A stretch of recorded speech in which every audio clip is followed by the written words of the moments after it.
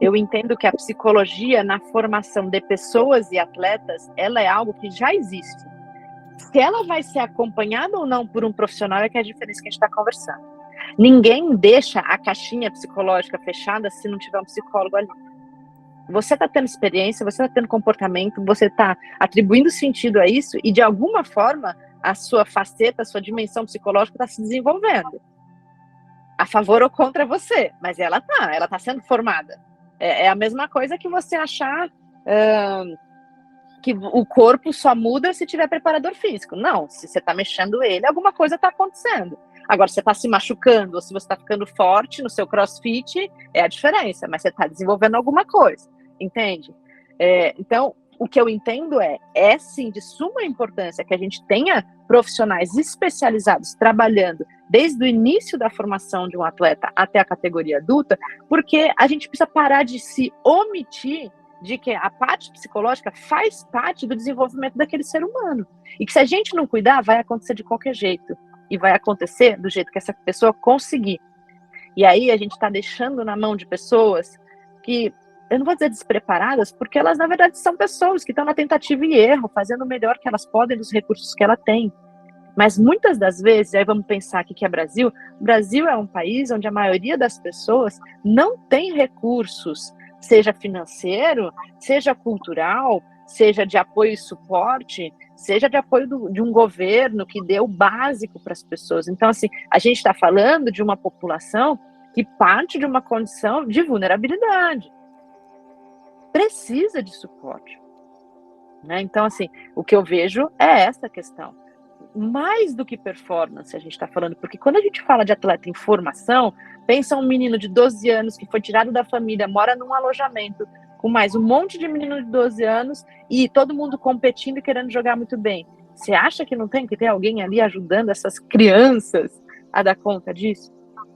Então, assim, sim, eu acredito que é uma formação que é imprescindível ter o olhar do psicólogo compondo com o olhar de todos os outros profissionais. Quero deixar isso bem claro. É um trabalho interdisciplinar o tempo todo. Então, desde o início até a categoria adulta. Essa é a minha opinião. Em relação à diferença de gênero, homens ou mulheres, existe mais ou menos resistência?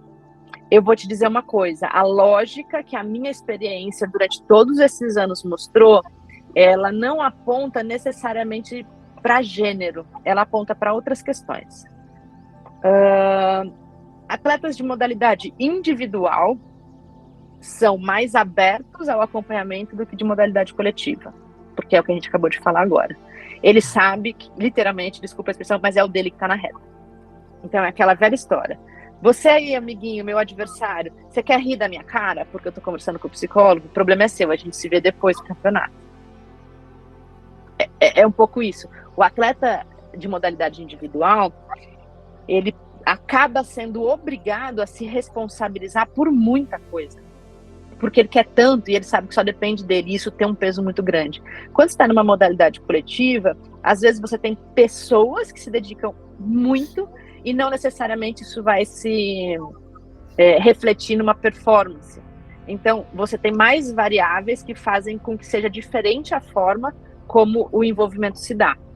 Então, assim, é uma tendência, tá? Impressão minha, não estou falando de estudos, tá?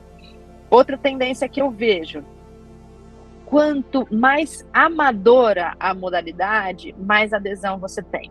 Quanto mais profissional e mais visibilidade em dinheiro, se tiver, mais resistência você vai ter. De novo, vamos pensar a lógica disso. Quando você está numa modalidade mais amadora, a gente está falando de uma federação, de ligas, de clubes, de salários, todos muito mais precários. Então, essas pessoas, muitas vezes, até têm vida dupla, têm trabalho e jogam alguma coisa. Então, quando vem um apoio, ele é bem-vindo. A pessoa quer. Porque ela está se esforçando muito para dar conta de tudo aquilo e fazer bem. Né? Então, ela recebe bem o apoio. De forma geral também. Agora, quando a gente vai falar de uma modalidade bem profissional, com bastante dinheiro, com bastante visibilidade, o que acontece é que, como a gente já falou há pouco, essas pessoas estão tão expostas que elas se preocupam demais com o que vai aparecer delas para os outros. Então, existe uma coisa que vai acontecendo, principalmente do final da categoria de base para a transição para o adulto, e no adulto, eu noto, isso se estabelece mais claramente nessas modalidades de grande visibilidade de dinheiro, que é os atletas aprendem a ter um escudo, a ter uma armadura. Então, assim, pouquíssimas pessoas são as que ele permite acessar quem ele é. Ele cria um jeito de ser, que é o jeito que ele quer que as pessoas vejam ele. E ele teme quem possa descobrir o que tem ali por trás. Então, o que acontece? O psicólogo é ameaçador, porque é um cara que ele sabe que tem um olhar, vamos dizer assim, um olhar mais treinado para descobrir coisas que estão atrás dessa, de todo esse escudo, de toda essa proteção, então ele foge. Então, assim, o que eu noto da minha experiência é muito mais essa lógica do que a lógica de gênero.